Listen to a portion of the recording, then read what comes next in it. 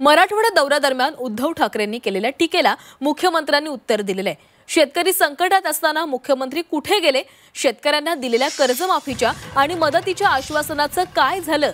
किती रक्कम शेतकऱ्यांच्या खात्यावर जमा झाली असे सवाल उद्धव ठाकरेंनी या दौऱ्यादरम्यान उपस्थित करत मुख्यमंत्र्यांवर टीका केली आहे। त्यांच्या टीकेला मुख्यमंत्र्यांनीही चोख उत्तर दिलेले आहे। उद्धव ठाकरे टोमणे मारण्याशिवाय काही करत नाहीत असं उद्धव ठाकरे यांनी म्हटलेलं आहे।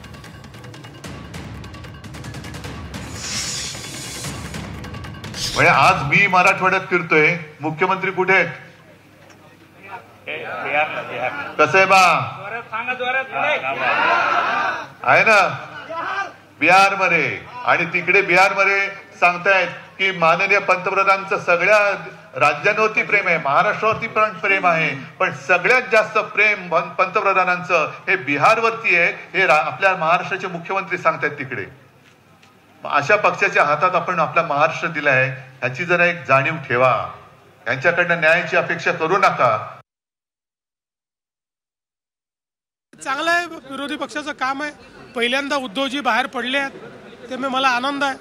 उद्धव ठाकरे टोमणे मारण्याच्या पलीकडे काहीच करू शकत नाहीत।